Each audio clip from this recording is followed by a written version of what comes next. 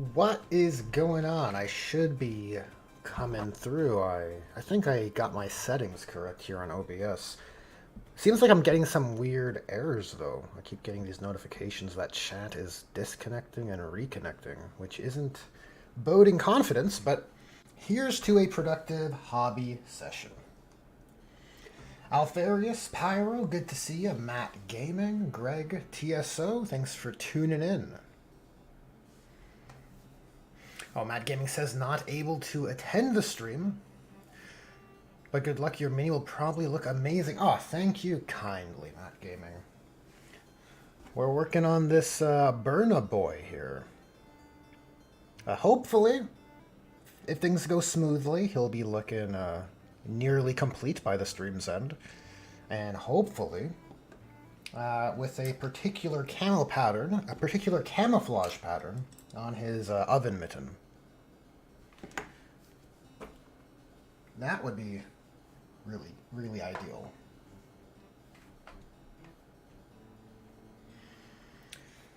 Okay, where to start? Probably on the skin, right? Probably on our orc skin. That seems important.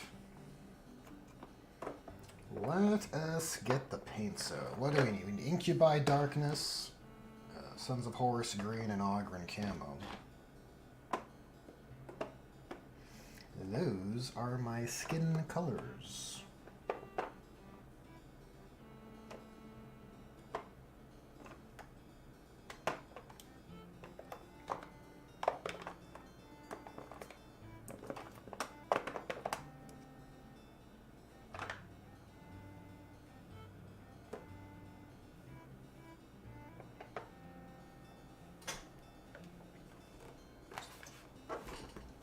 There it is. There is my Sons of Horus and my Poxwalker shade. Okay. Okay, we're ready. We're ready to continue. I want to get my Burna Boy reference image out. There are some color choices that I think the sample scheme gets pretty right.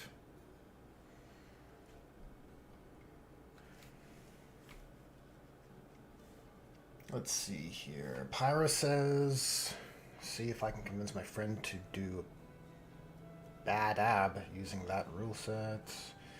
Alfarius says, at what the 40k, was going to work on Lamenters, but then I cut my finger with a hobby knife.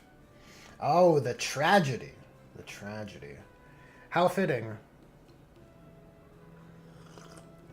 How fitting to suffer a tragic event when working on Lamenters. Well, you can't do what you can't do, Alfarius, but it's not too bad. You could persevere. Let me fix my hobby chair. What's going on here? Okay. Pyro says, so I was right, the Furies camo is coming? Yes! That's the plan. That is the plan. We gotta do our fundamentals first. We gotta get our skin in place. And then once I move on to weapons and, you know, he's a little... We're not starting from scratch, right? We got a foundation of colors in place. But I feel like the skin's kind of important for the greenskins, you know? Kinda crucial. Alright, so let's get in here. Start putting down some colors. Try to paint in the direction of the muscle striations. I think that's the way you do it. Try and get some texture out of your application, right?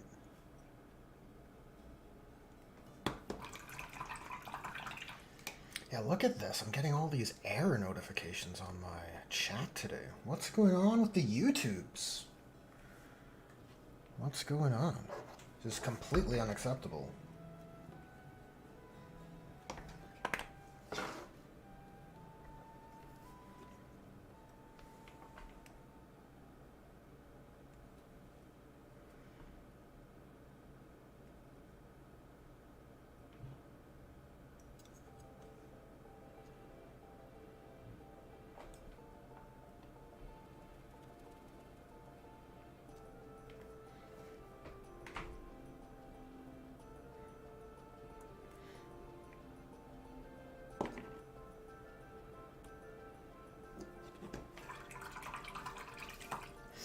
Errors, you guys don't see any. It's on my my stream capture. But at least you guys aren't experiencing any errors. That's probably more important. Tramari says, I'm really hoping to get back to painting and building some minis after the semester. Here, here, Tramari. I wish that for you as well. Painting miniatures is a pretty good time.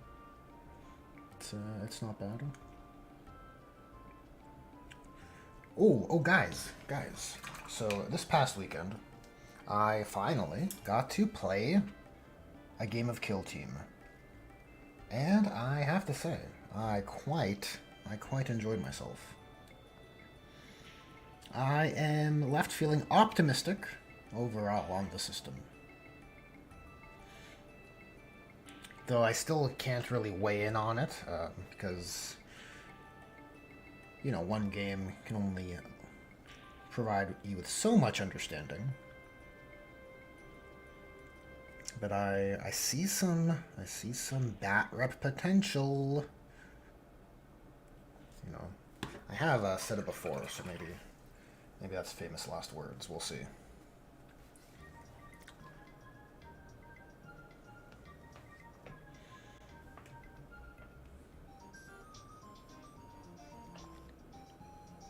But boy, do I like the prospect of playing a game system that doesn't just involve L-shaped ruins. Get some real terrain variety, some environmental, some different biomes, you know? That is the variety. The variety of life, the spice, right?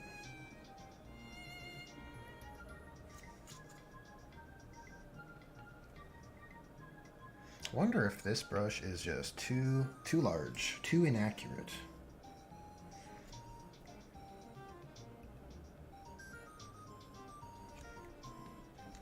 I just don't know. Sometimes I find an extra large brush, or a brush that's a bit too large for the job, that maybe is a little less refined in its point, adds a bit of texture.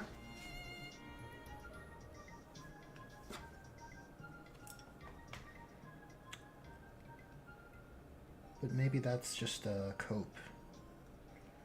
Maybe that is just the voice of desperation. Francois, welcome. How's it going?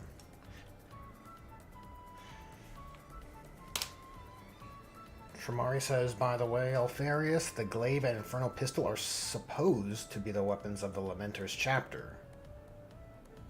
Are supposed to be the weapons of the Lamenter's chapter master, but as of now he's MIA.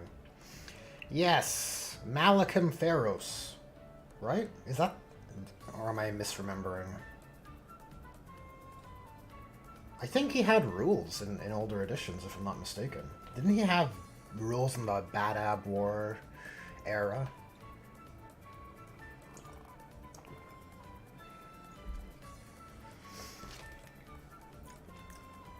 You guys let me know if I'm incorrectly assuming the identity of the chapter master of the Lamenters.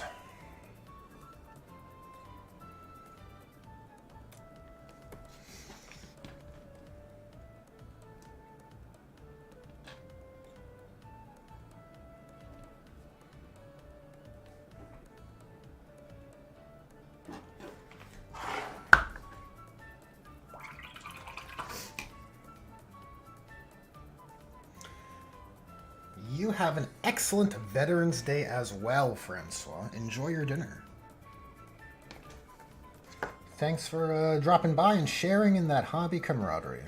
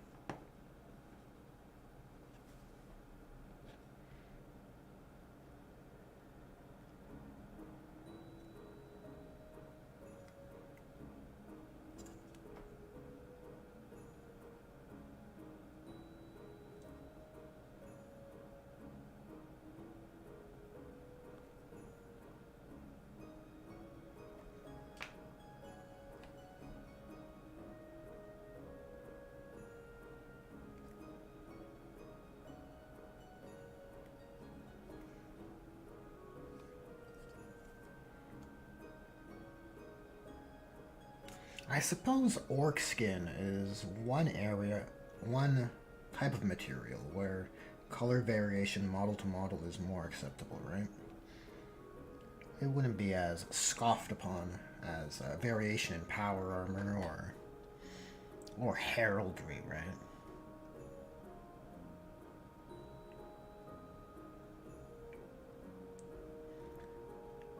You know, some orcs might have screen that's a bit more green or a bit more yellow.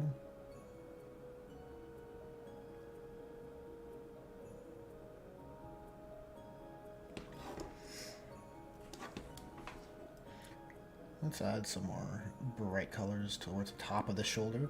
This guy's shoulders are ripped. These boulders.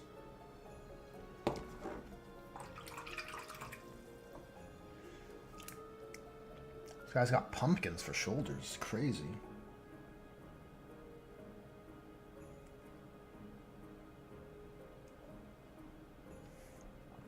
Straight up pumpkins.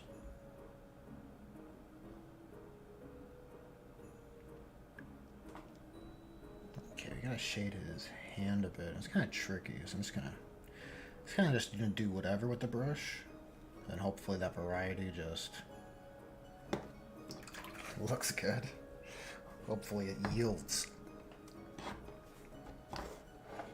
Pyro says, at with the 40k, if you have played 7th, did Nids have Codex in 7th, and how good was it?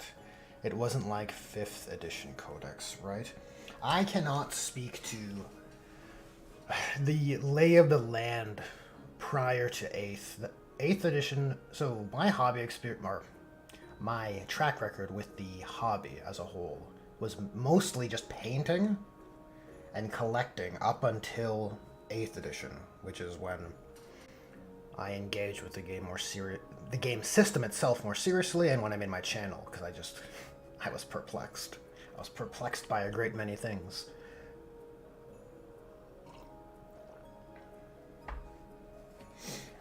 But honestly, from what I can tell, every edition seems to have things that work and things that don't. This seems to be the pattern, right? And players, I think, weigh in on editions based on, or they rank order editions based on what's working relative to their preferences, is how it kind of seems to me. I think that accurately maps onto like the general consensus of how people feel about various editions over time.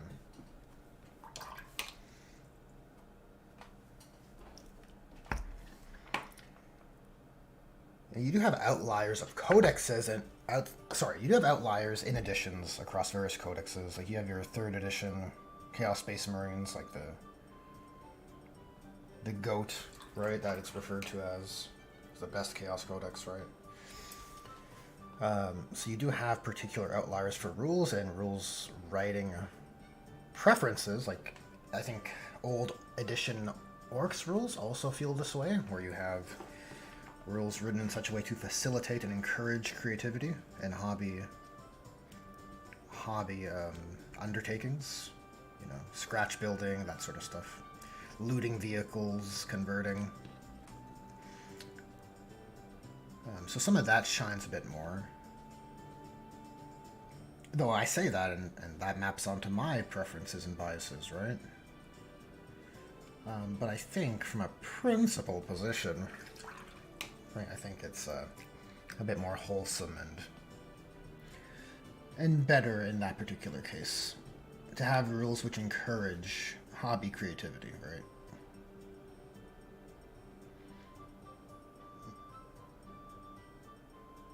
Creative opportunities are surely the best aspect of a creative hobby such as this, you know, meaning like a hobby that involves you in creating and realizing things, right? Like, this isn't a hobby where, you know, we just go out and buy we don't just go out and spend $80 on a video game and then play it. There's a great amount of labor involved. And look, I just mentioned earlier I enjoy painting, so like I don't hate that labor necessarily, but it still is something we need to realize before we can even play the game.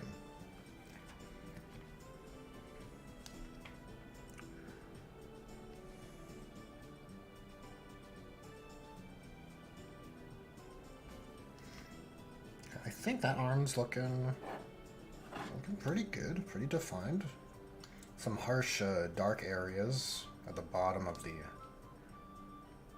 delts here, but I think that's okay. Probably won't bother painting any of the undersides because you don't really see them, right? Okay. Let us carry on the skin tone through his back here. Oh, we also got to do his scalp. JC, welcome to the chat. Jesus Christ, he is here. Welcome. Welcome.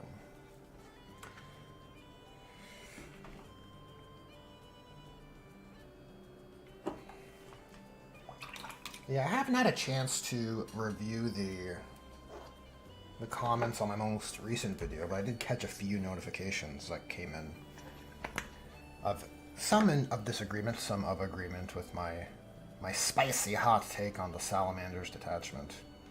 I don't think it's that spicy of a take, though. Is it so crazy to say that it's odd that a detachment that does less than Gladius can't spike damage as hard as Gladius? I think it's weird. From a design point of view, I think it's a very odd choice to have your jack-of-all-trades detachment, your Gladius task force that can sort of do everything. Can push efficiency, can push damage harder than in the Salamander's detachment's case, a detachment that asks you to be right up close. You gotta be right up close to your enemy to maximize your potency. And the potency is to a lower ceiling. And then when you have to suffer those consequences, that Salamander's detachment doesn't have the tools that Gladius does to get out of those situations, right? Like, you don't have a fallback and shoot and charge, or as many tools to assist your melee output either. So it doesn't really square up in my eyes. Very odd. I suppose that outcome is more likely to occur in the detachment structure, because now, look, what was the big criticism of 8th and 9th edition, especially for Space Marines? It was rules bloat, right? You have 50 stratagems, or something ridiculous, right? And you'd maybe use 10, right?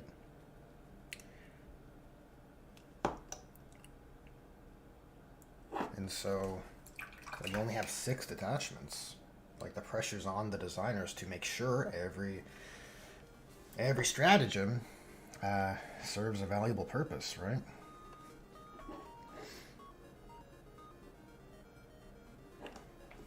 You know, when I was playtesting, getting in some reps with the detachment with my buddy Army, he kept being surprised when he's asking me about my stratagems in the Salamander's detachment, excuse me. And it just came down to, like, you know what? I think the core stratagems are just more valuable more often. I also don't love that the Salamander's detachment this is like salt on the wound in the Gladius to Firestorm Assault Force comparison, right? And it's that the Salamander's detachment is framed as a transport-centric detachment, right? But Gladius is still able to reactively move a very potent, more generally useful stratagem, and that reactive move can still have their units jump into transports. It is, in a way, more conditional, because the enemies have to move within range of your unit. But the Salamander's one is also conditional, because you need to It doesn't protect you against shooting, only against... Well, it doesn't protect you against... It would protect you against shooting if you use the get back into your transport stratagem in your fight phase. But honestly, like, you're trying to execute on your turn. You're not trying to jump back into your usually. It's like the stratagems and tools in the Firestorm Assault Force just seem way too specific or particular in their use cases. And they can be very useful in those use cases, but I think you want generally useful tools rather than very specific tools that are maybe more useful in those specific scenarios, if that makes sense.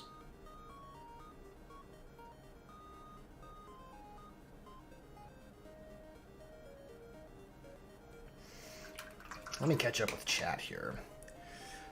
Hyrule don't have hooved back feet. They have talons on their back legs. Interesting. Interesting. That's a model I do not have.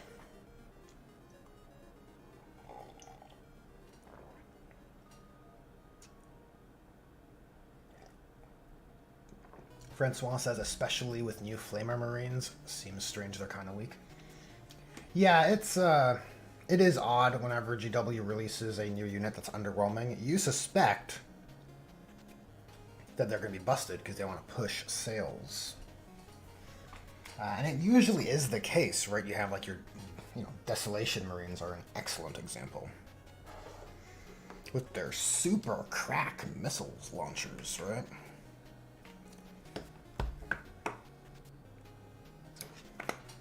But I don't,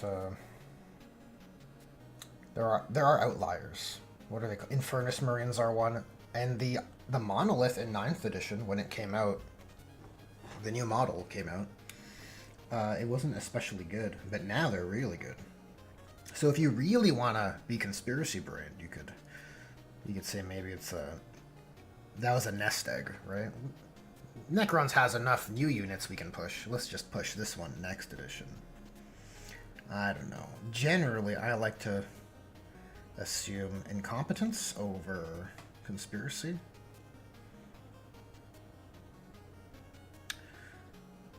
But I guess if there's enough overwhelming evidence to suggest the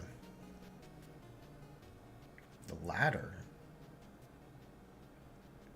I mean, it must be a big conspiracy, right? What else could it be?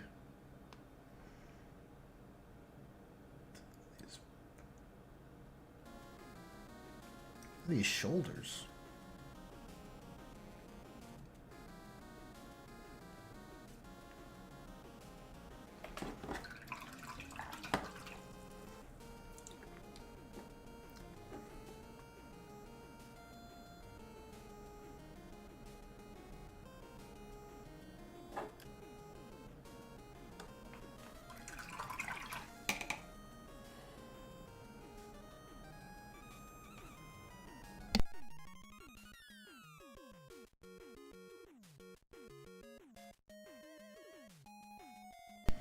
Francois says, I have absolutely no problem with rules bloat. My problem is poorly worded rules. Yes, that... I agree with that. But I think rules bloat is a criticism mostly levied by... And I could be mistaken. You guys let me know what you think. But I think the rules bloat problem was mostly... raised by competitive tournament players who had to bring all their books around, right? I think that was what it was. Because they want to access all these layers of rules, and they're all in these different publications, and you're bringing 5 books to an event. 5 textbooks, right? And it's pretty heavy.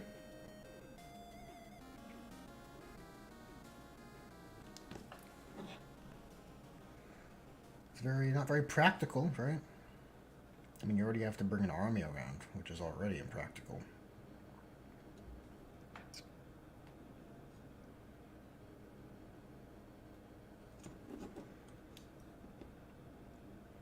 Oh yeah, we have to touch up that flame pattern too.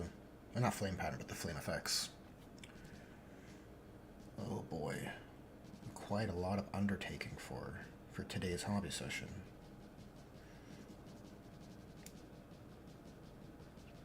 quite the task.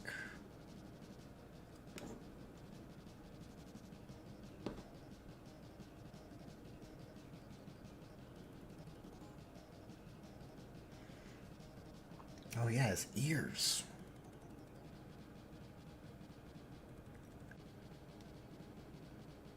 I'll try and get some lighter tones here, and then maybe that will just look more natural, right? Because the skin is thin on your ears, so it'd be more illuminated, I guess.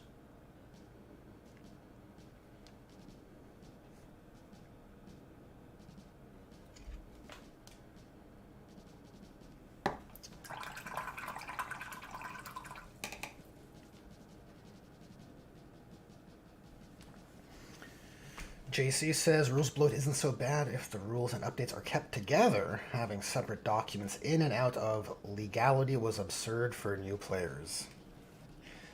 Yes. Could you imagine? Try to wrap your head around this, like, you know what is admittedly a complicated gaming system. So much, especially if you're used to playing video games where everything's tracked for you. It's considerably more taxing to play games of 40k, right? Or tabletop wargaming in general. And then you have all these rules that are shifting and moving in and out of legality. That's a good way to put it.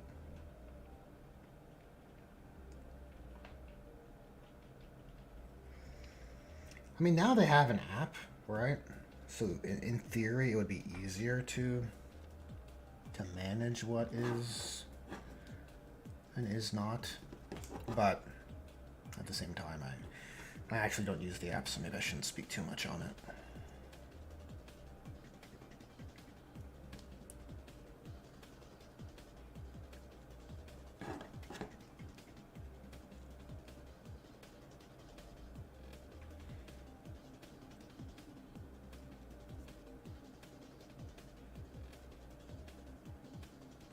Hey, I think we're looking fairly decent here on the skin front.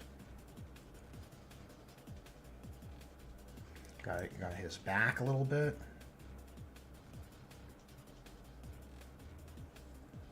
Just got to add something, you know, some variation. Cool. Yeah, he's looking pretty sharp, I think. Like that area right here. Okay, so let's move on to... I guess we can do some reds. The areas that would make the biggest difference. Red colors generally do. Okay, we can maybe make use of some red contrast.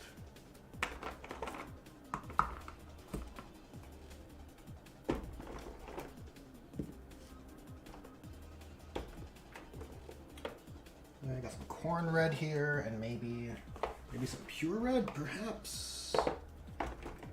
Where is it? Tremar says, I liked how they had the Marine/Army design and layout in the older editions. Now it's more lore with paragraphs for a single rule.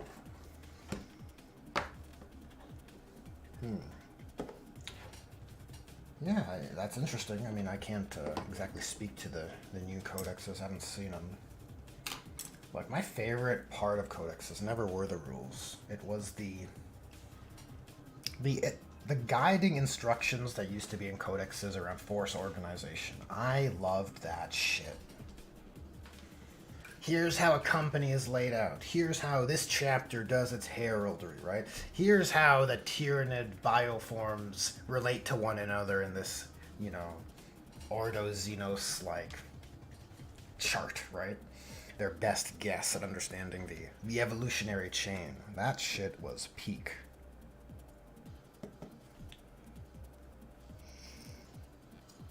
The rules were, I don't know. It always felt like it was something I'd look up on my phone anyways.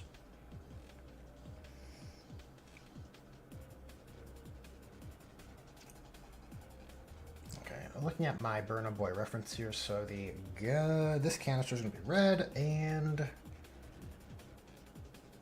yeah, this thing is red also. I'm probably going to make this brown. Or camouflage. We'll make that camouflage. That's what we'll do. I don't mind a red rope. I think that's pretty neat. Okay.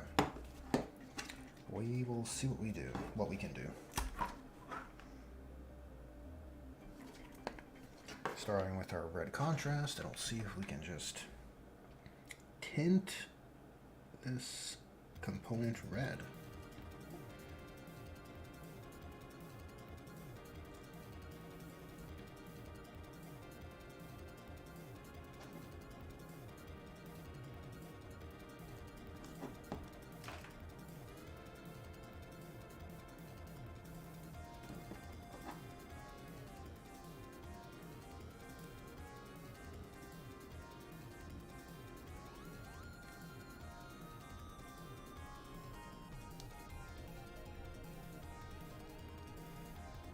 Yeah, not bad. I think it's a successful experiment. Gotta love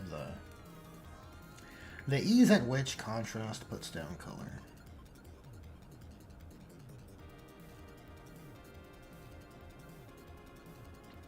Oh no, I scuffed it.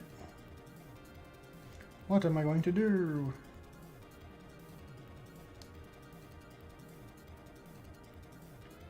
I figured I'd have to go back in with silver at some point.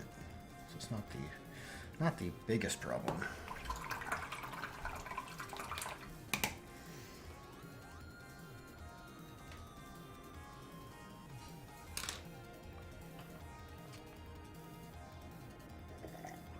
Alfarius says, I want the 40k, Mr. 40k. What is your favorite unit to run? Chat is also obliged to answer if they want. My favorite unit to run. Let's think about this. Probably... it would have to be a unit with the most satisfying mechanics, right?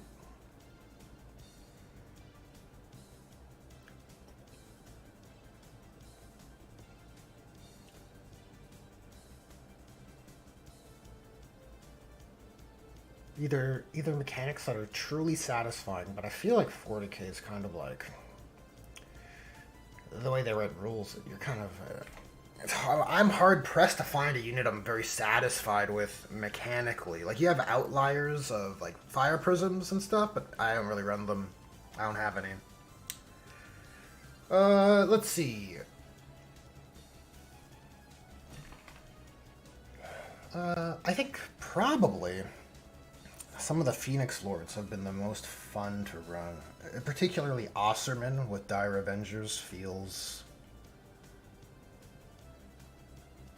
it's because of that reactability he has to Overwatch with good ballistic skill. I think it's on 4s if he's on an objective. Which is quite good, and then you're Overwatching for free with them. And so that reactability on Osterman leading a unit of Dire Avengers is pretty spicy. You know, some unit walks within line of sight, you're dumping in a bunch of lethal shots at them out of phase. It's quite potent. I think he was able to... like, Farsight... so, in one of my games, when I ran the Phoenix Force, to much satisfaction, Commander Farsight dropped in with a unit of... Crisis Bodyguard? No. That's not how they are anymore. He dropped in with a unit of Crisis he was leading. I guess that doesn't matter what particular type they were. He did his 3-inch deep strike thing, because that's what their detachment does. And Osterman and his Dire Avengers blasted 2 of them. So just like, he shredded them. It was crazy. I was so surprised, just on Overwatch. It's like, get out of our backfield. Just utterly wrecked them with shuriken fire. Very satisfying. And then Osterman proceeded to defeat Commander Farsight in melee combat, which was also very satisfying.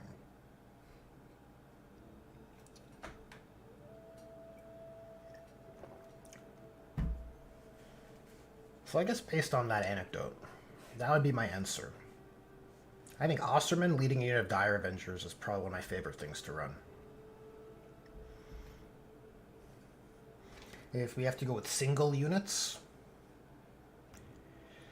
I would like to say something like Howling Banshees, but they kind of bounce. They're just they got good AP. They have great AP, but they have that strength 4 hurts the Howling Banshees. But in Kill Team, I was very impressed. So in my Kill Team game, I played the Blades of Cain Kill Team. So I had my Dire Avenger Exarch, plus 2 more Dire Avengers, 2 Scorpions, and 3 Banshees. And it was pretty awesome of a trial game, I gotta say. Not bad at all.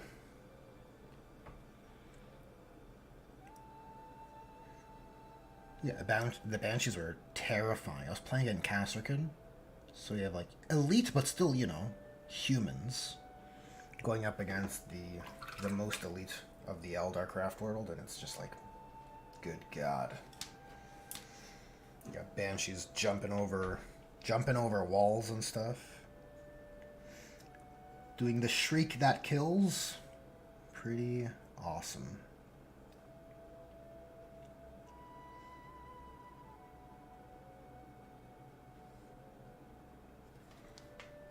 Yeah, I do want to make that rope red, but we're going to have to make it gray first.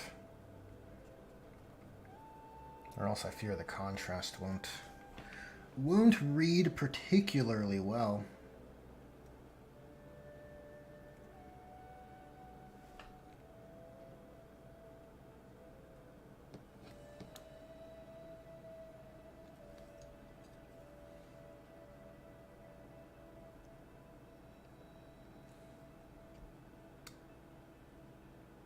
Oh, that's so thin. That's going to take a few coats.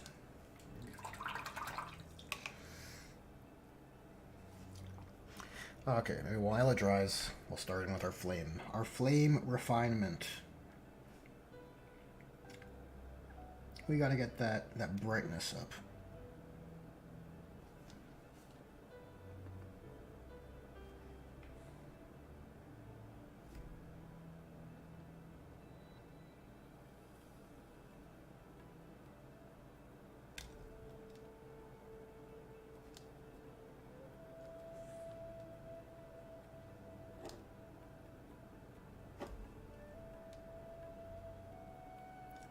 Push those yellows. And then I was working on that Dire Avenger banner over the weekend. So I have some yellows on the palette we can make use of.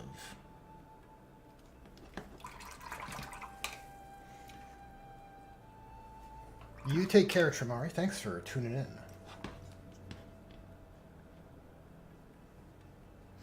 JC says Abaddon is very fun to run. Yes. I have not ran him myself, but having fought against him, I get it. Yeah, Abaddon's a beast. I think whenever you get to use a unit that has a lot of agency, or that can reliably execute, I think that's always more satisfying.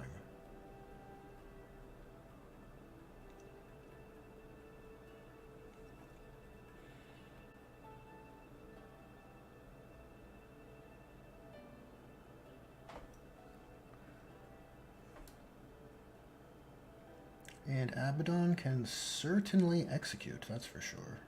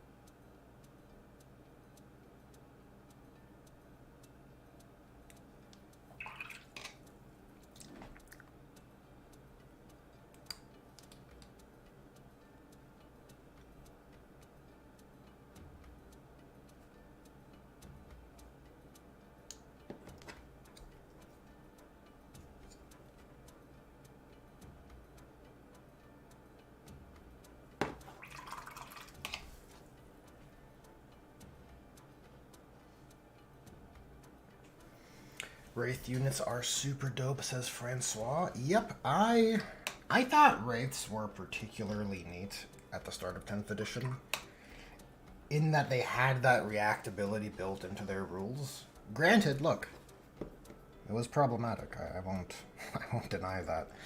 It could have been reined in, and I think it has been reined in, but not very tastefully.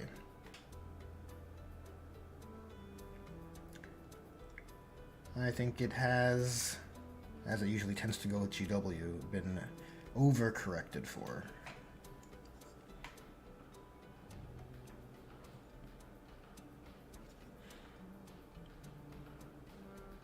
And I think the overcorrection is by design. I think they... Again, this gets a bit tinfoil hat-ish, but I feel like by overcorrecting, you now remove that option. Because it's no longer like it's even fairly pointed, it's just over. It's not exactly prohibited, but in a competitive sense, it's not viable. And then by overcorrecting, you kind of force people to pivot onto a different, or towards a different product. So I think the incentive is certainly there to overcorrect rather than to tastefully correct. Maybe that could be a good subject for a video. That it would have to wait for an egregious overcorrection.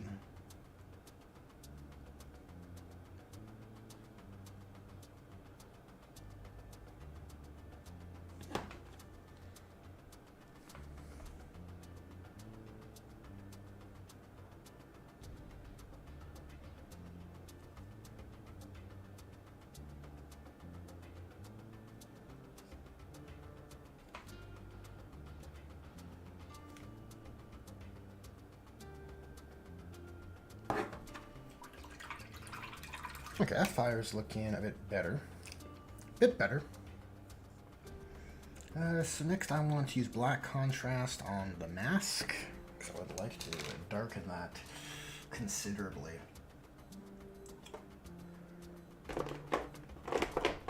And then we'll do the same for the nozzle of the flamer.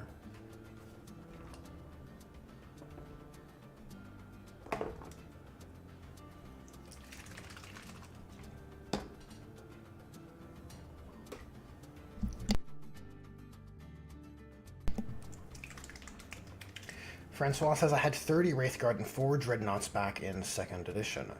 They've been a favorite model design and unit concept of mine for over 30 years. Yeah, I think that's probably not uncommon. People love Dreads. And Wraiths are kind of an extension of similar theme, certainly. Right? Not the same aesthetic, but I think similar level of cool, so to speak.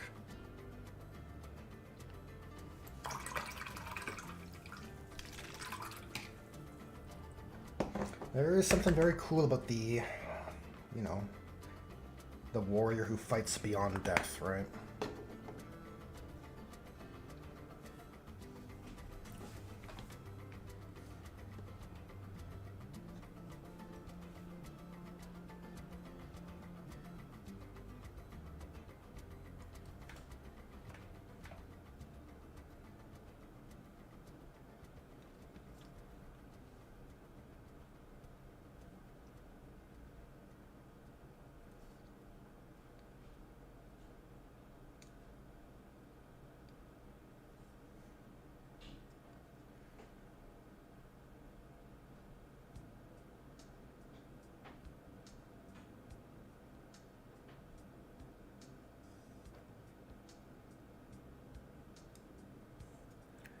Definitely prefer the darker nozzle on these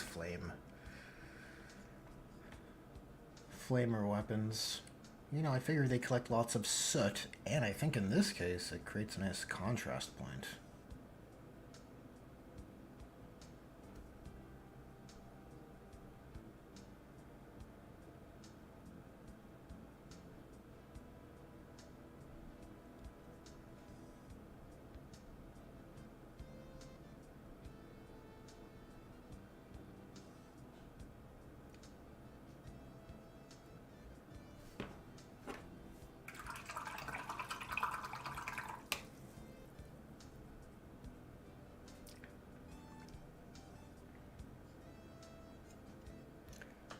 And maybe we can use the rest of that over this hose back here.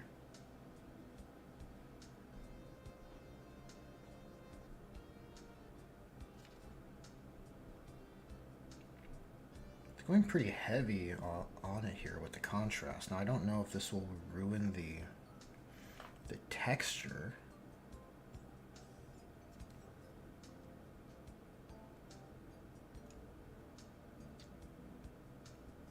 Guess we'll have to see.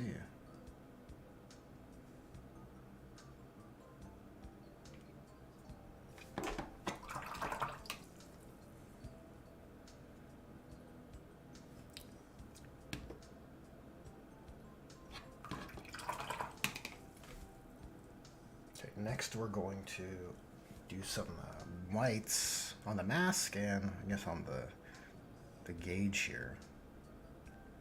Love how the gauge is like facing it away where he could never look at it. Oh, what a funny guy.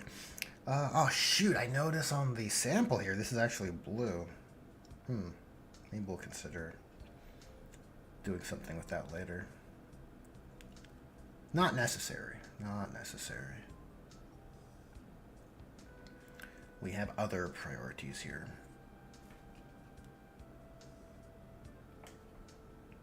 Let's put some more gray on our rope.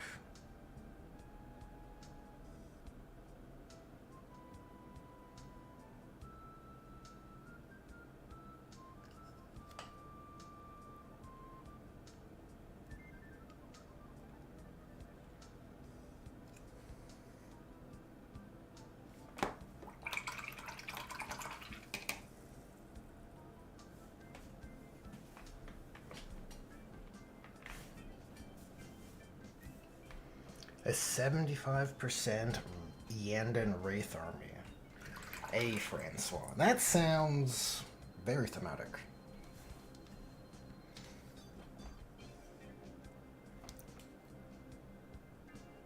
Definitely on theme. I like it.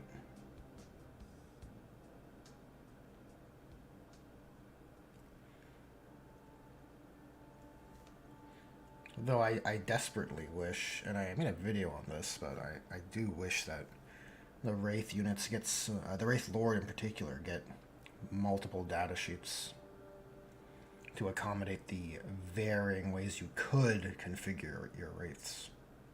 You know, like a dedicated, like, sniper Wraith would be the coolest. And I don't mean sniper like precision, I just mean a Wraith holding a bright lance like a rifle. But it's just such style.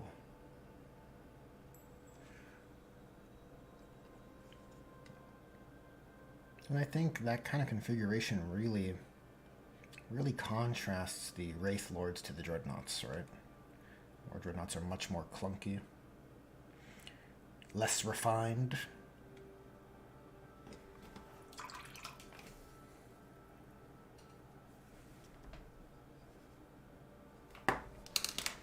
Okay, for the white areas, my off-white is running low. Uh-oh.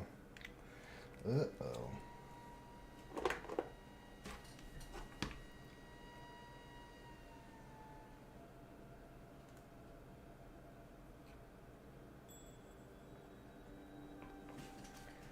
Okay, I'll put some white color all in here.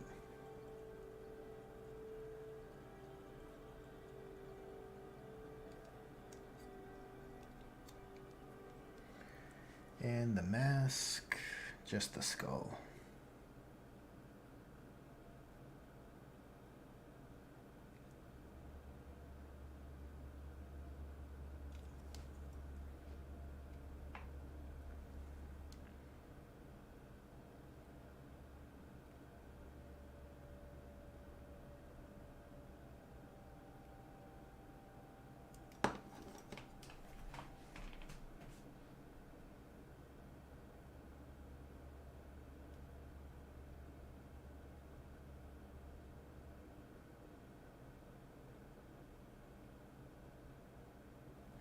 Okay, only 2 passes on that.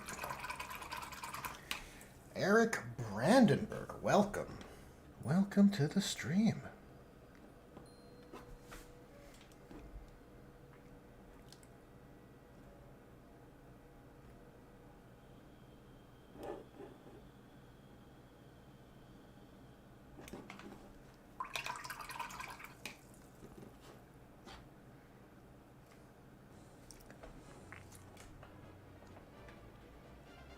Okay, so looks like it's already ready for that second coat. Now what will I wash this with? Guess we go with like a pox walker.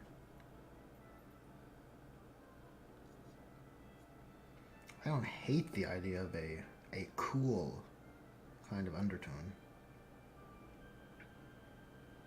Which will contrast his red elements, and I'm thinking of making the jaw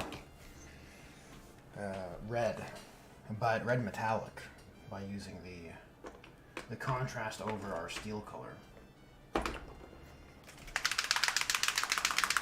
I think that could look pretty good. Eric says, to all out there, you are welcome. To my fellow veterans, thank you, God bless you, and you are loved. Yeah, hail to the veterans, of course. Gotta respect your service members, those who have served. Oh, I should have painted something cooler, like a like a dreadnought or something. Oh well. Oh well. Like a company hero or something.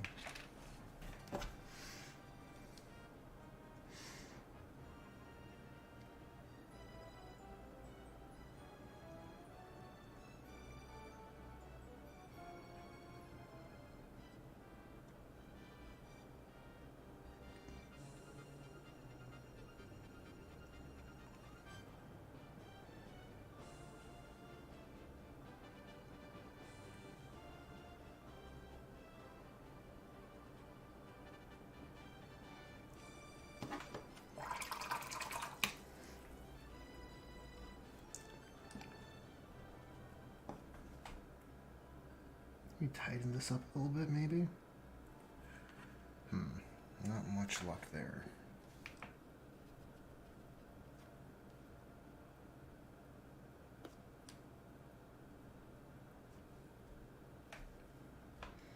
Alright, let's try that again. Kind of lacking definition up here. Call me crazy, but I think the face is an area where you want some decent definition. Surely, right? Surely. What else did I say we wanted this for? We wanted to clean up that smudge right here.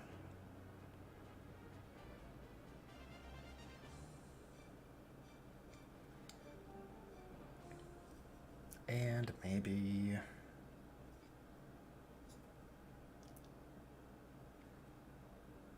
I feel like none of that is crucial.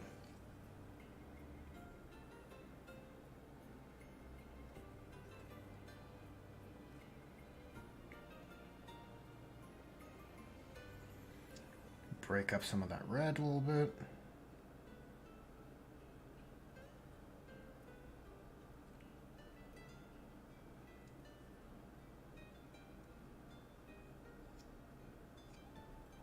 He's got metal bits on his shoes. We can hit those.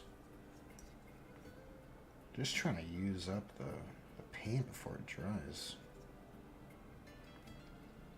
Just desperately searching for all the metal components I forgot about the first time.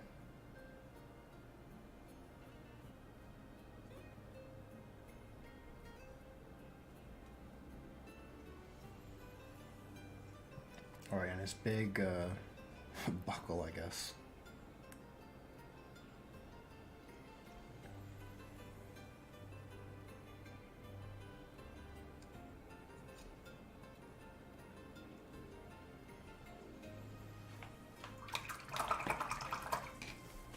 Okay, with the metal color out, I can do a bit of bronze. I don't like how potent Balthazar is out of the pot, so I usually mix it with some silver anyways. So this is probably a good opportunity.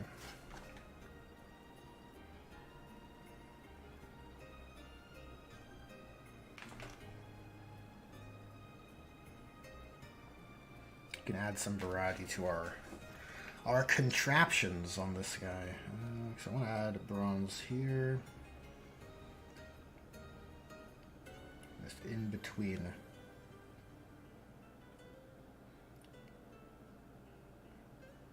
Just want to break up these details, make them a bit more interesting.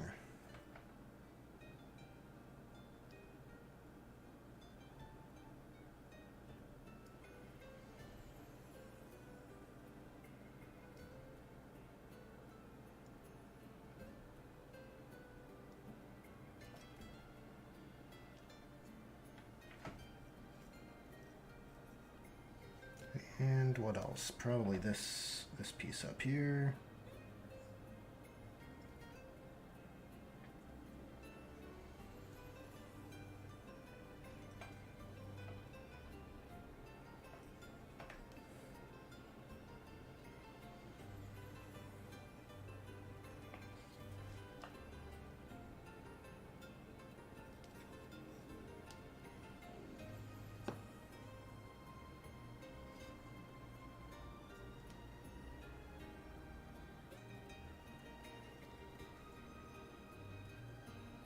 And maybe that ring in the middle here.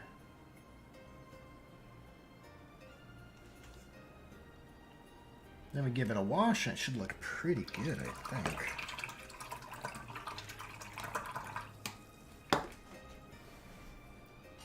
Francois off to dinner? Well, eat well. Eat well.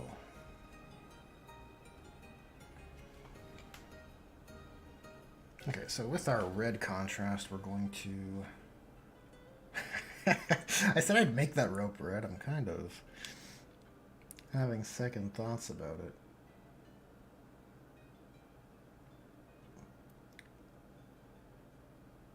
I think a red metallic flame pattern here is pretty cool.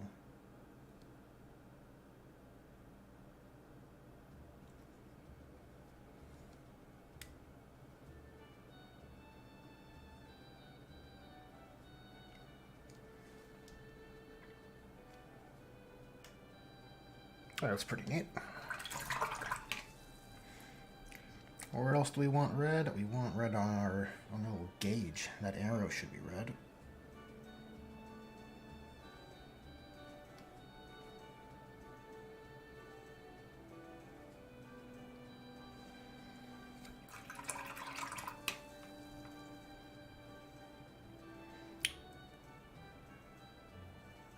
Well, we could also put a bit of bronze maybe on this lever.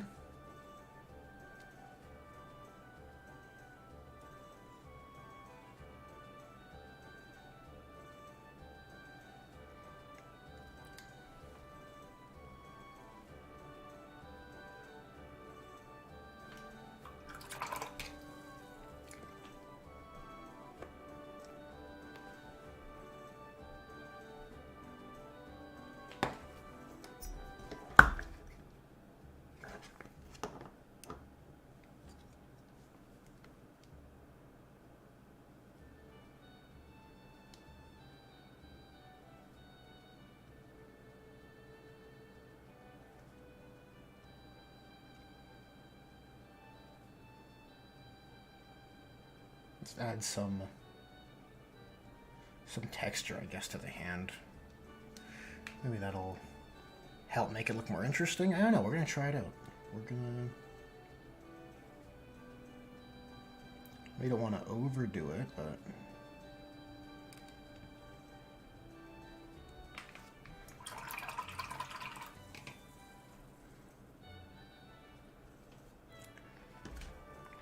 all right.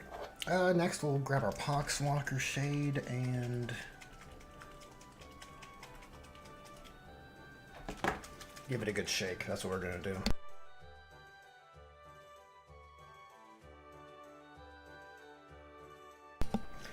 Eric Brandenburg says at, what, the 40K, you are not an Oilers fan, are you?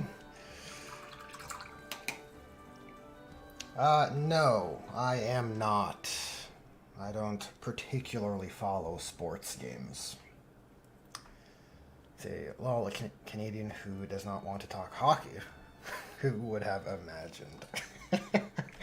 Yep, I suppose I am an outlier in that regard.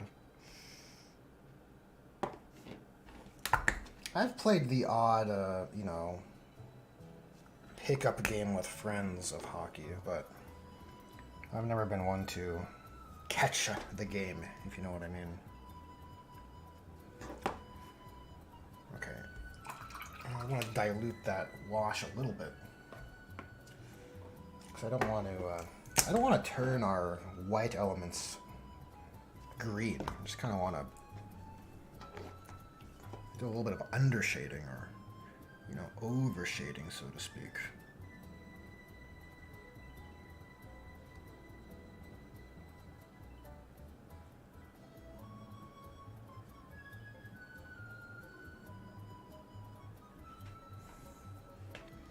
We'll pull the excess out of there. Cool. Now on that mask, I'm going to go back in with some white afterwards. Lighten it up a bit. For our black contrast from before, I'm just going to put it onto this spur. It's not a spur, it's like a pump. This section here. Again, just trying to break up the colors. Alright, how are we for time? The plan today was to do a 2-hour hobby sesh. I do have a hard out in about an hour from now, so I'll try to be mindful of that and hopefully get this camouflage pattern on that mitten. So we might have to speed things along here.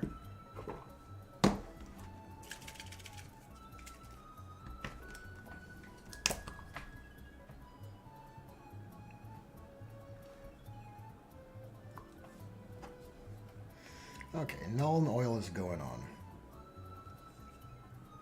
All over those new bronze, I don't even know what to call this, contraptions.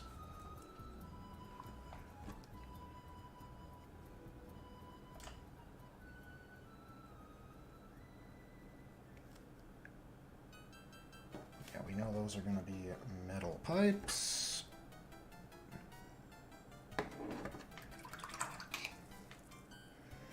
Yeah, I don't think we're going to do that rope in red. I think we're going to leave it gray. But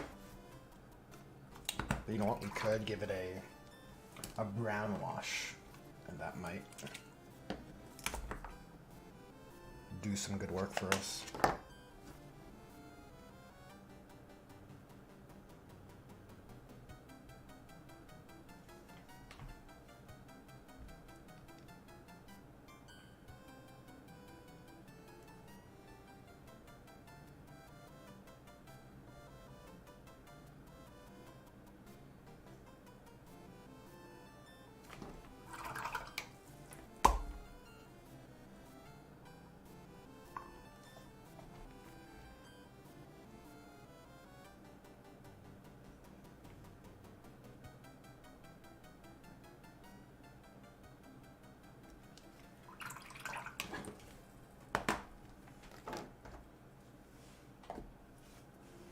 Okay, so we'll move on to our camouflage pattern.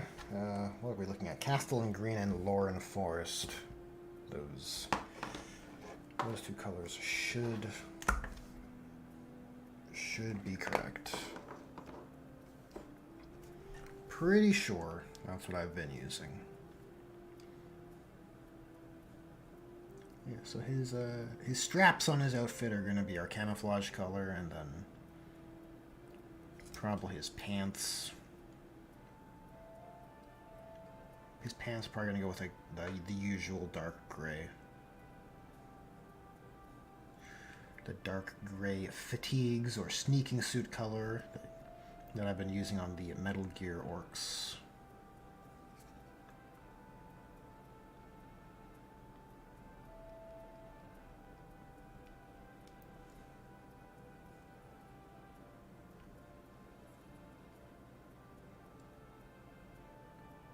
Crap, those are metal, eh? What a bummer. Missed some spots.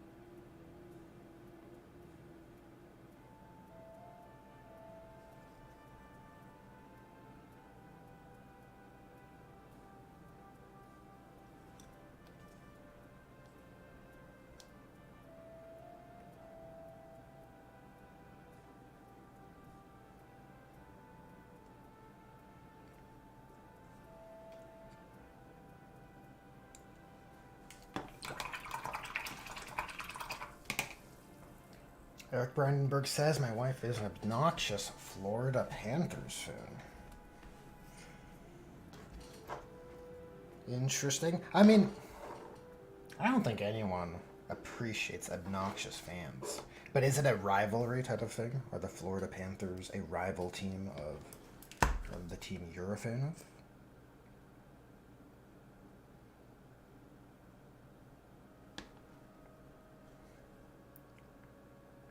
Oh man, this is solid. This is solid paint. This is no good. Look, it's like a glaze. It's useless. Well, I think it's safe to say I wasn't using that color.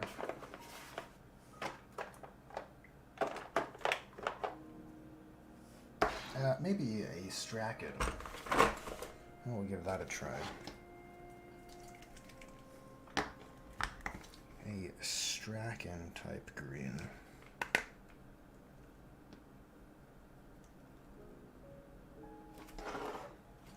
Okay, so we'll just layer in some tones here. Again, trying to lay down paint in the direction of how it would be distressed.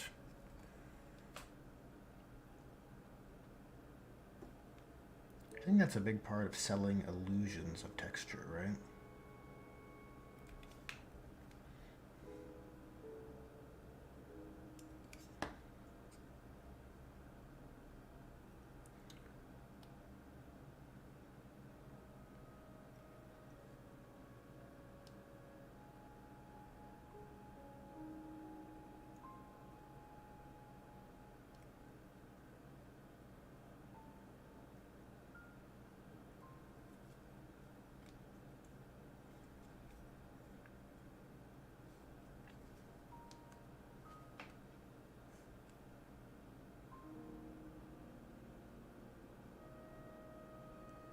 So this was Strachan green mixed in with the Castellan. So I'm going to do another pass now of a more... Still mixed in, but heavier on the Strachan side of things.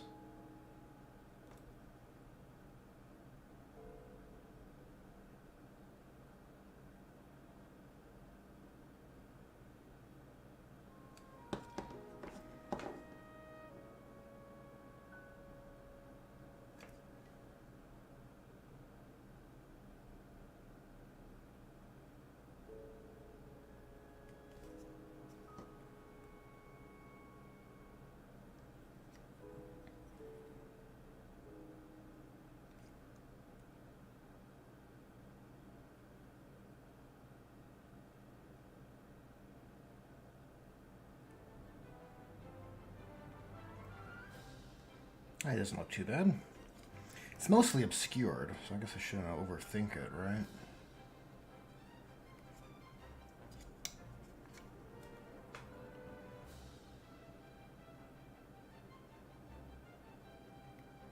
Then this section up here.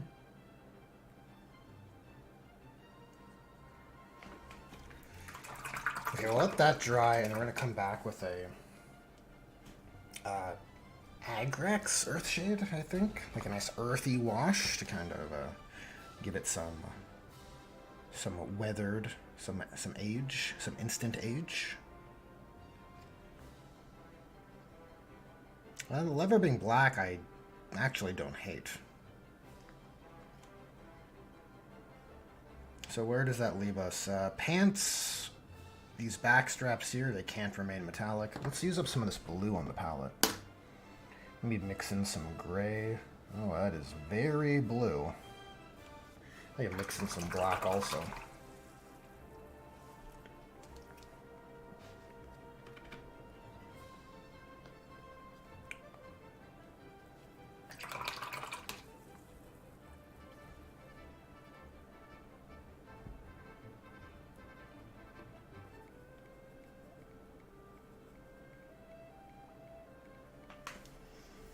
Eric Brandenburg says, I love that fire effect. Oh, I love that fire effect. The orcs would have a much less clean burning flamer and captured that brilliantly. Yeah, totally agree. Totally agree. I quite like the commando sculpts. It's a nice kit. Lots of character. The Kappa Jaw is very orky, is a very orky touch as well. Oh, yes. Yes. They paint this much more copper, much more bronze on the box art. But I kind of like the red.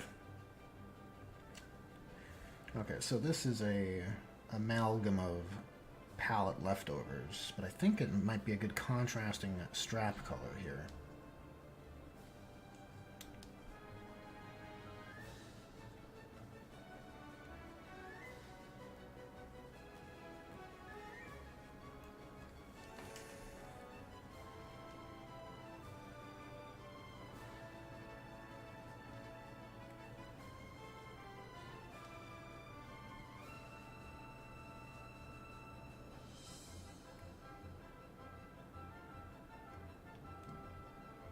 Uh-oh.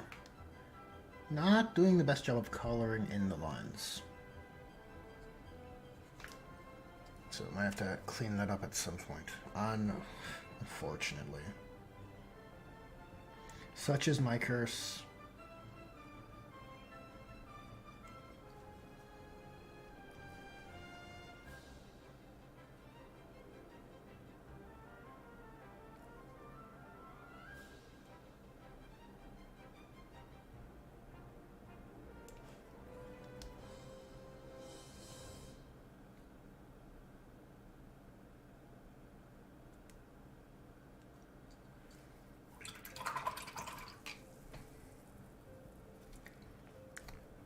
Okay.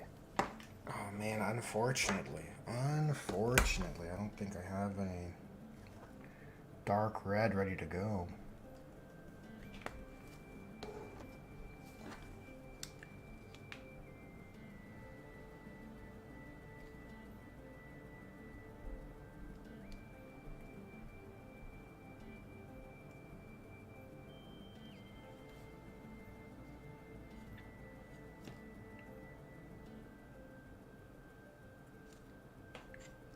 That sort of cleans it up a little bit.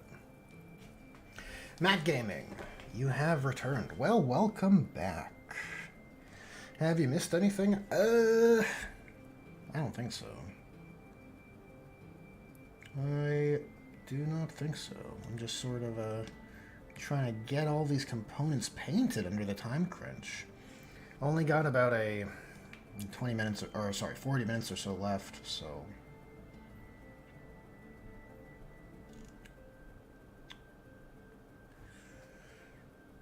So yes, quite a few components remain. It would be great to finish this guy off completely on this stream. Though I don't know if it's in the cards. We'll have to see.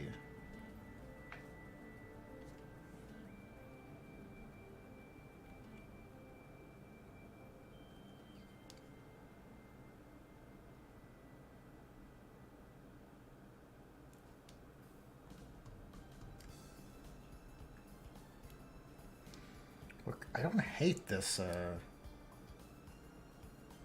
this variety that we're getting here on these straps. Very, very appealing.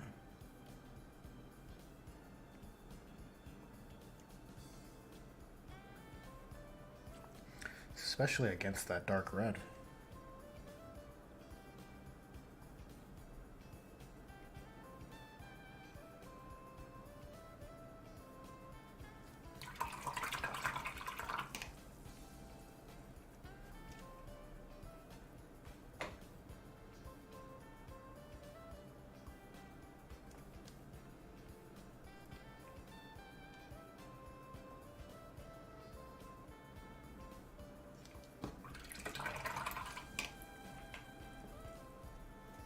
Alright, now that our Castellan greens are dry, let's come in with some Agrax. Some Earthshade.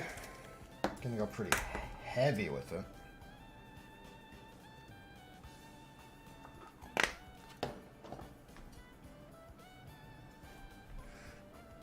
We want that earthy buildup.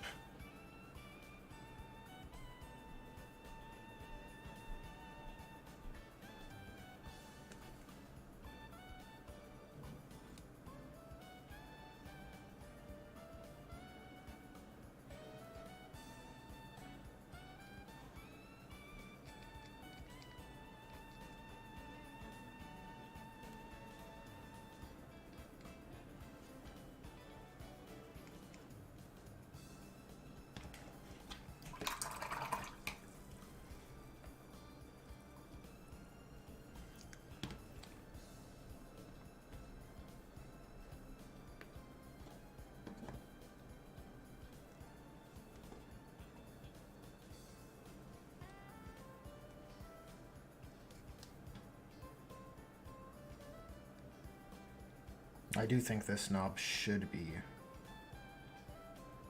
picked out. Probably just make it red for simplicity.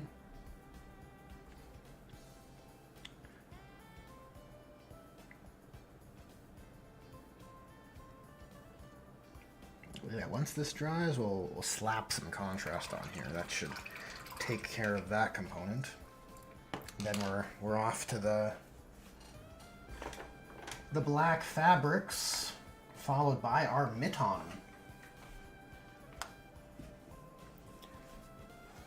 His Mitton. I have my Snake Eater reference here for the camouflage.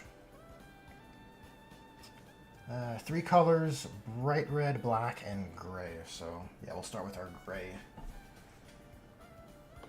Our basic gray fatigues or sneaking suit color.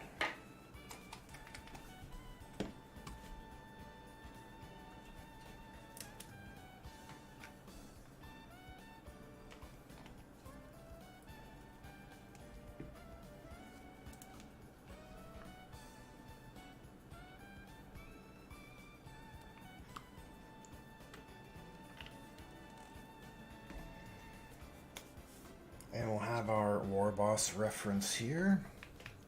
Oh, you know what? I forgot. I've been meaning to use some of this camouflage pattern for a touch-up here.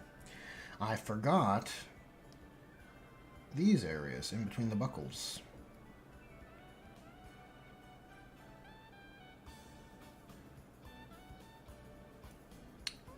They shouldn't be metal. Oh, jeez. You know, since we're here, we might as well do something with these buttons.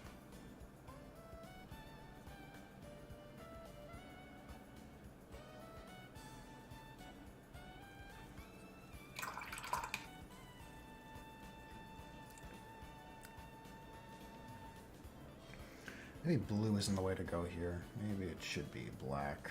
Uh-oh. Uh-oh. Oh, they're blue now.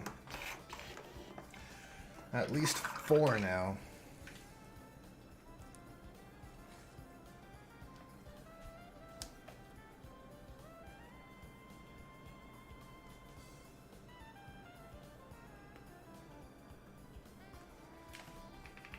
Okay, let's touch up the skull mask a bit.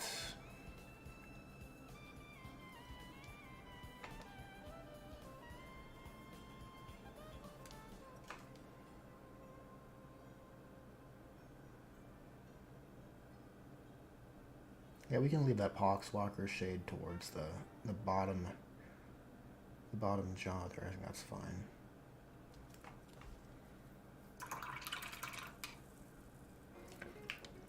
But we'll use some black to clean up this edge.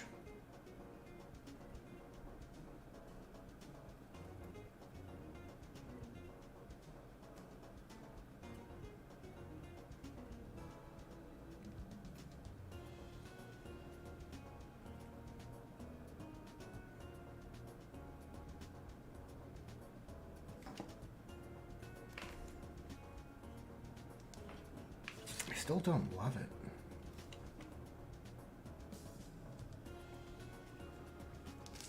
That's a bit better.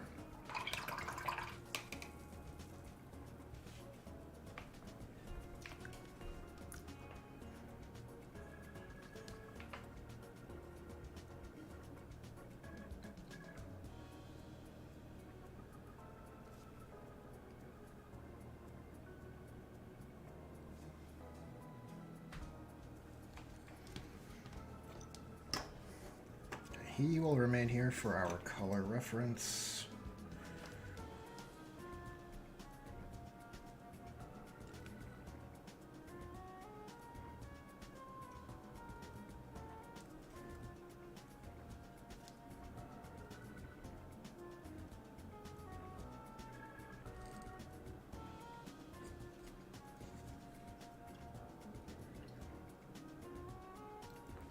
A medium gray for the pants and a darker gray for the boots.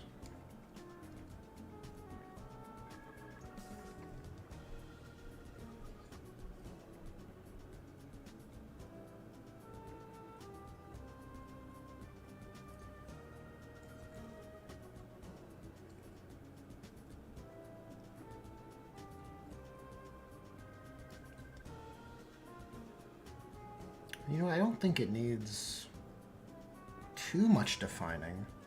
We've already got a lot of areas of interest on the model, right? Cool weapon up front. We have the orc anatomy, skull mask, cool flamer, our cool contraption backpack full of promethium or whatever orcs like to burn.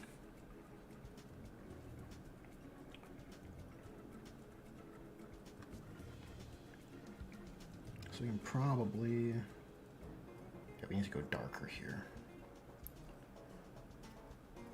Our medium color is probably this gray.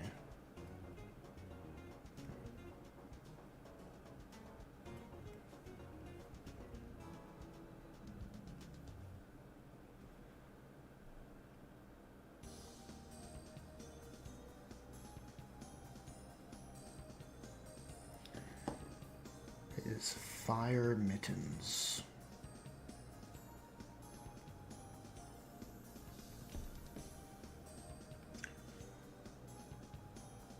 Now that's a word I can never not associate with Always Sunny in Philadelphia, with Charlie's Kiton Mittens.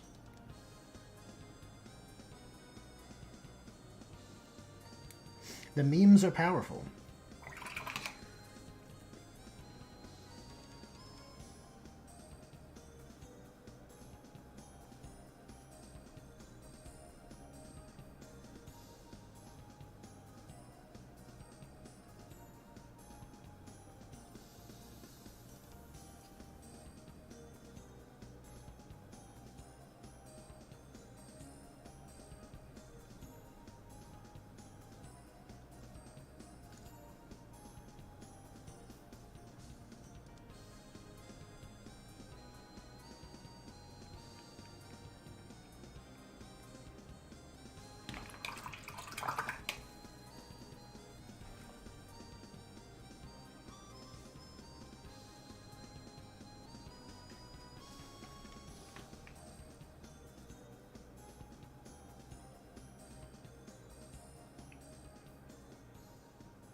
Really feels like we have to go heavier on the wash for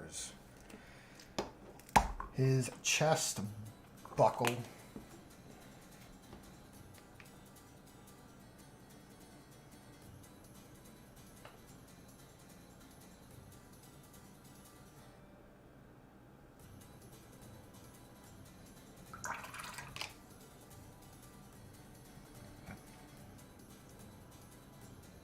And those base colors are down. Let's get a bit more black paint.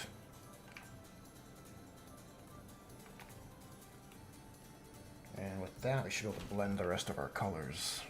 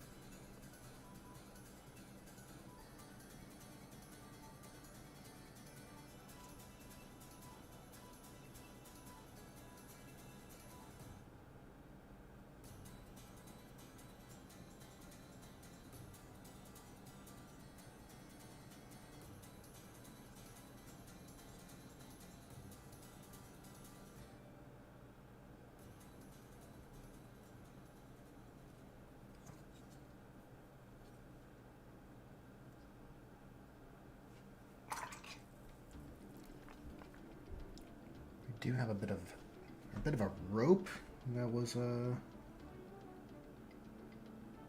didn't know what this was when I was painting the rope initially, but now it makes sense. Yeah, that's that same rope feeding through that belt loop.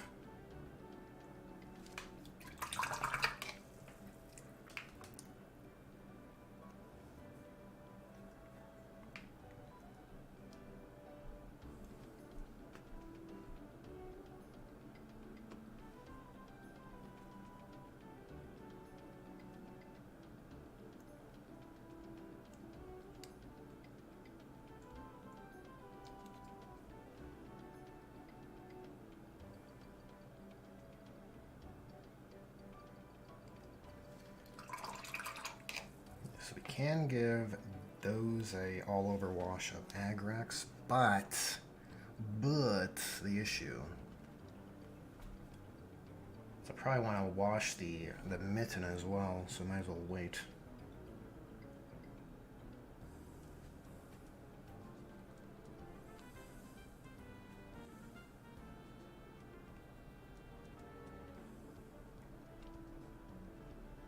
Though maybe the boots could use with a little bit of cheat code of contrast black.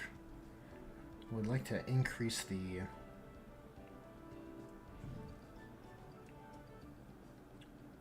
difference in value between that and the pants. Like the boots should be fairly darker. And they're a bit too close, I think, right now. So maybe we'll do that.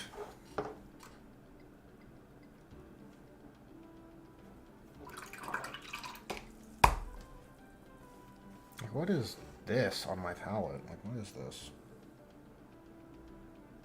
It's like contrast medium, maybe?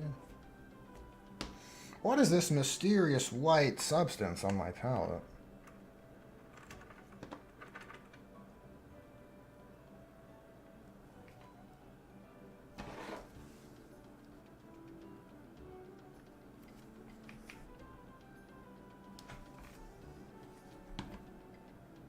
Well, we're using it.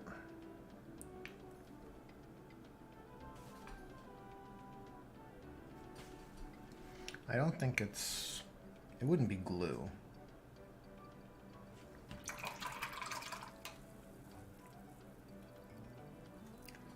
Okay, we'll wait for that to dry. In the meantime, I'll grab some Ogren camo, mix it in with that Strachan. And we kind of have an edge highlight color with that.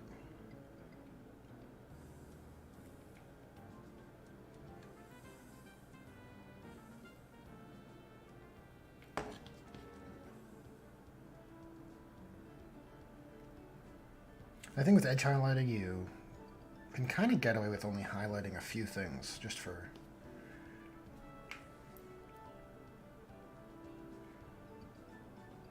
that little bit of those particular areas of attention.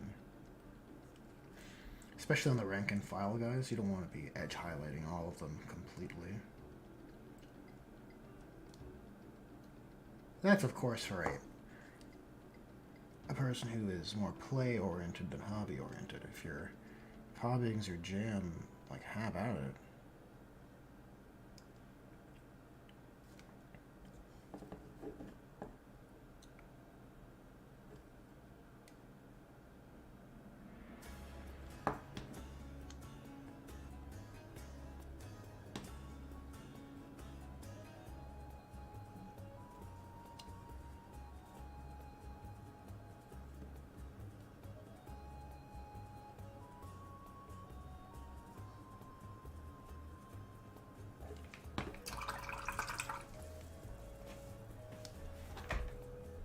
Those boots still look a little damp. We'll wait a bit longer. Wait, I got some laces, eh? Maybe we can pick those out real quick.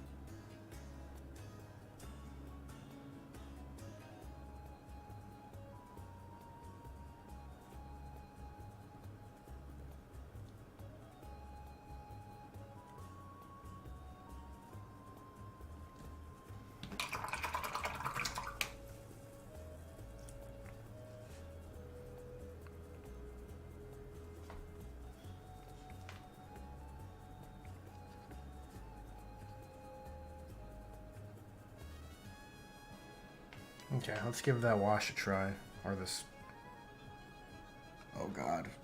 I already regret this immediately. We're not going to use that.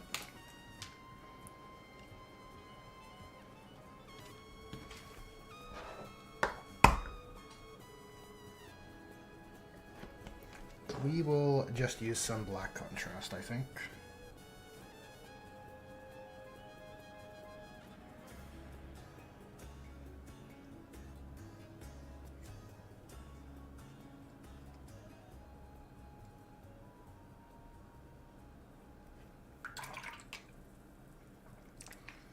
I have to brush some of that out, though.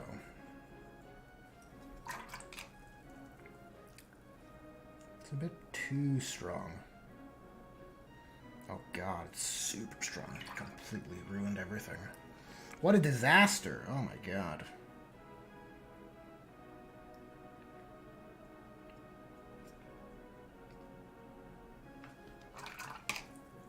Okay, we're gonna give this a second try. Probably make use of a bottle cap here and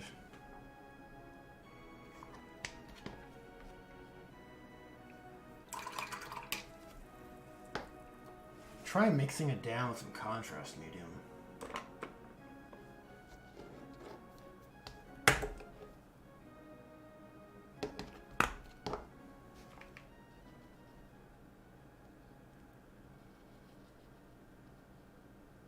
See where that leaves us.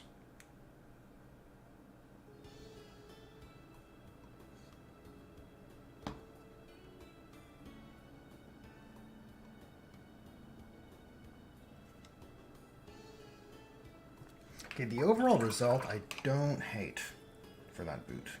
I thought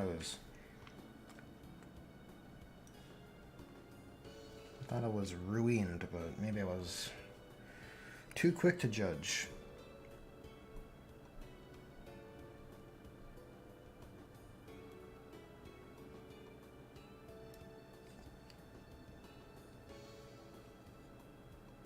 Yeah, that side will probably dry fine.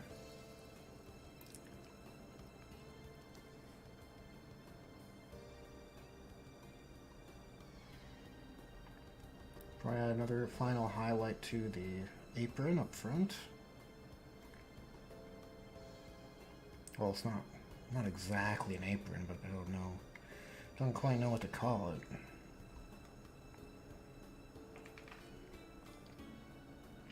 I think it's starting to look pretty sharp, though.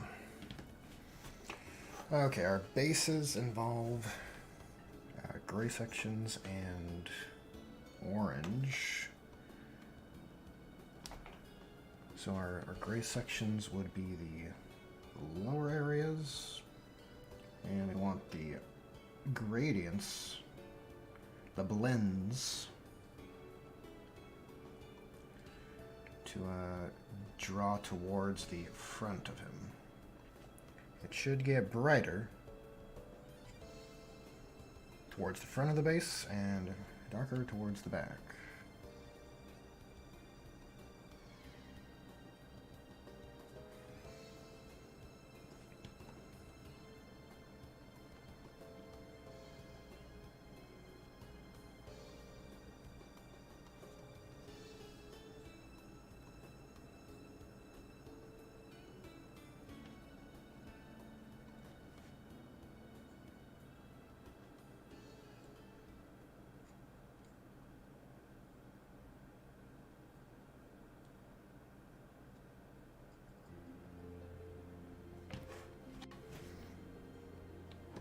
Yeah, that should be adequate.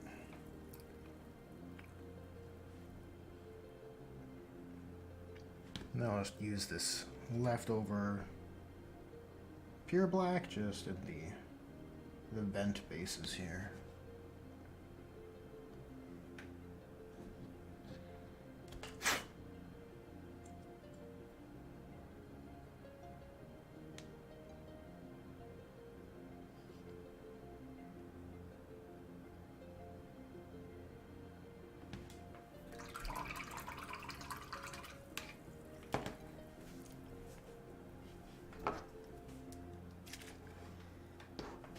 How are we for time? Alright, 20 minutes or so remaining.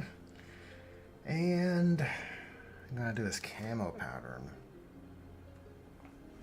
which is kinda tricky.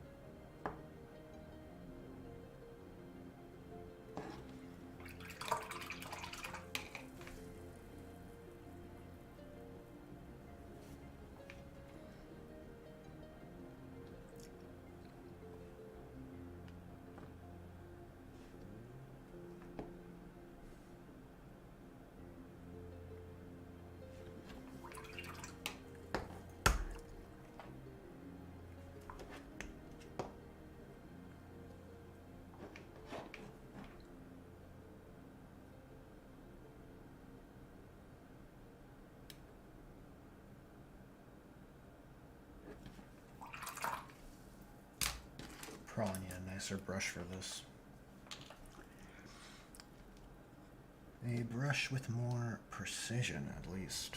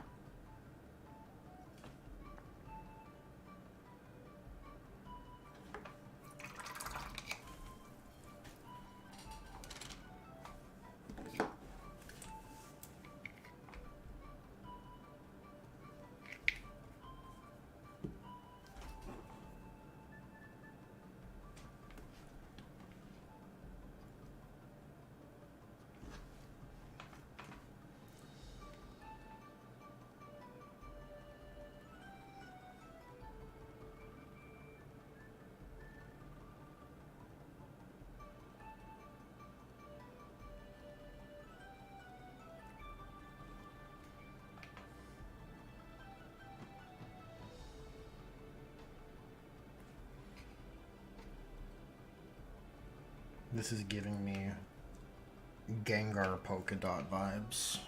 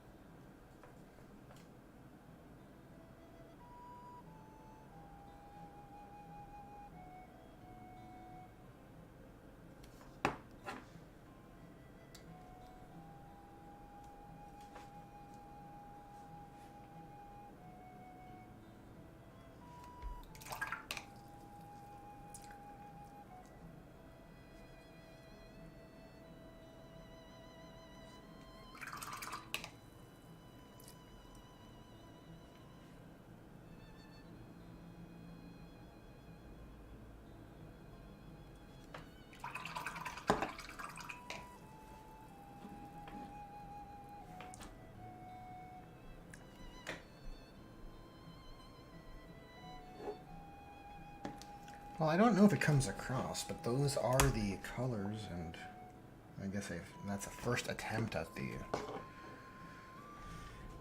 the Fury Fire camouflage pattern.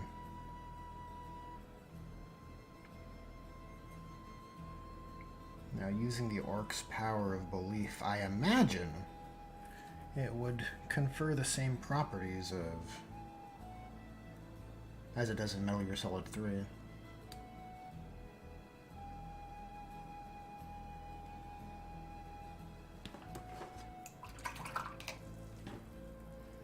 Okay, we'll let it dry and then give it a wash. How are we for time? Not terrible. I'll start in on the base. I think this guy is far enough along that once the base is in place, it should look fairly complete.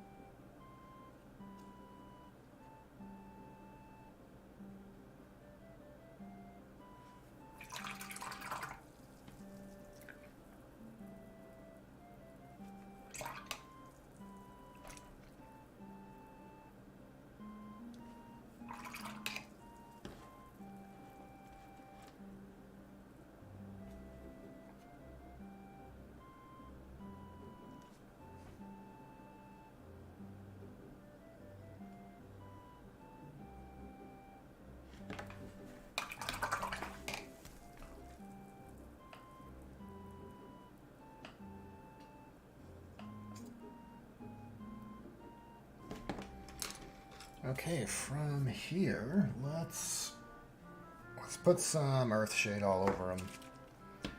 No, I will dilute it a little bit.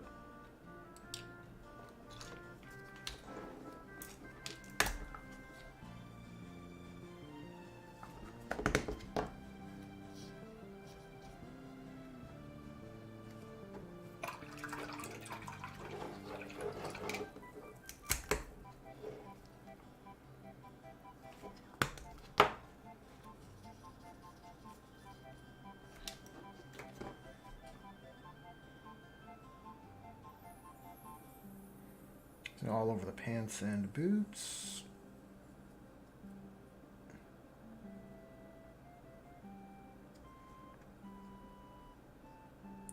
Just for some quick and dirty tonal variety and help those clothes look a bit more worn. But for the rope, I want pure Agrax Earthshade.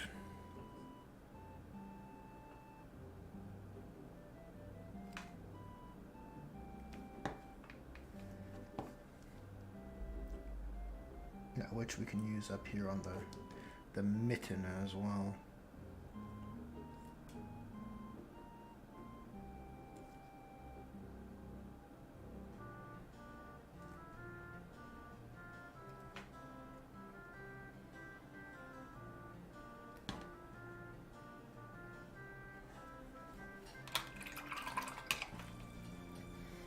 So it certainly doesn't read as well, unfortunately, the camo pattern. Go figure, right? Camo patterns are hard to read. Maybe that's the very nature of it. No, I feel like it's a skill issue. Okay, while we wait for that to dry, I want to quickly, with this gray here, while it's still alive, I just want to blacken these bricks because I don't like them in that same orange as the base here. I think it looks bad.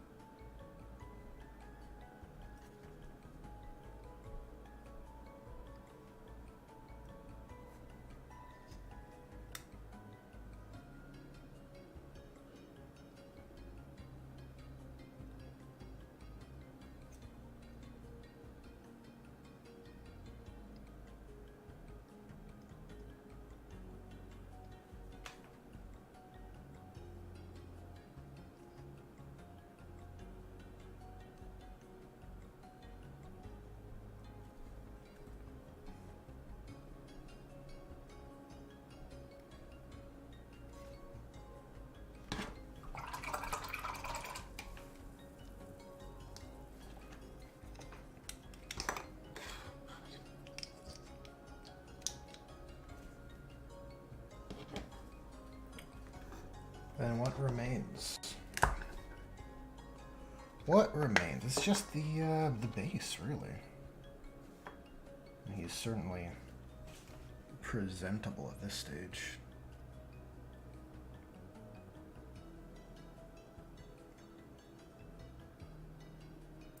Still a bit damp, unfortunately, but given the time constraints for today's stream, we'll just have to bang it out.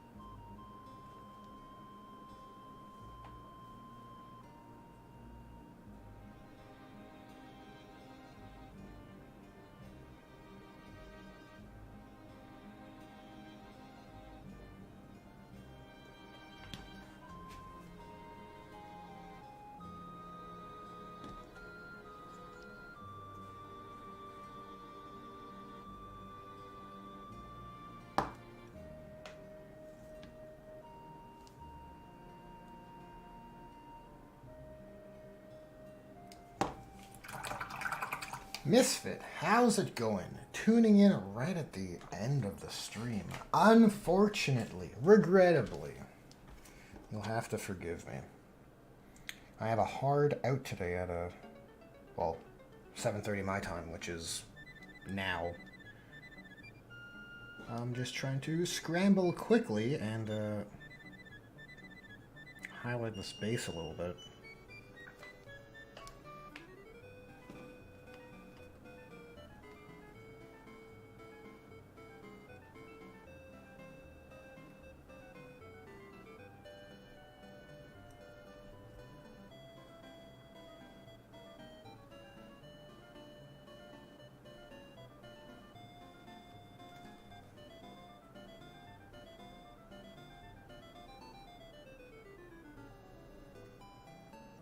Kind of smudged that up a bit. Oh well. Oh well.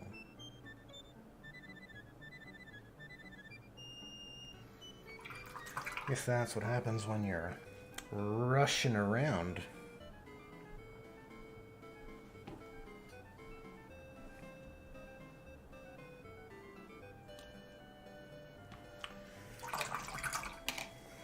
Well, to whomever has stuck around, thanks for joining me in this Monday evening hobby hang.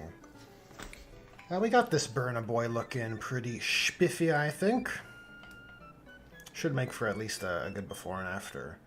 Should we keep the camouflage pattern for the glove? I have mixed feelings about it.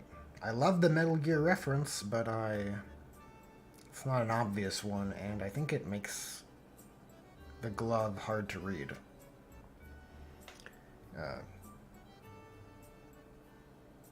But in any case, yeah, we're going to wrap this up here. Oh, you know what? Real quick, before we go, we can use up this contrast red and just paint this red.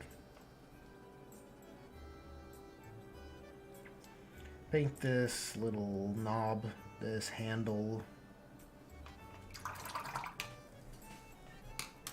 There, that looks better. Just do a little turnaround and examination. Perfect. Yeah, my chat's being weird. All this disconnecting and reconnecting business. I don't know what's going on.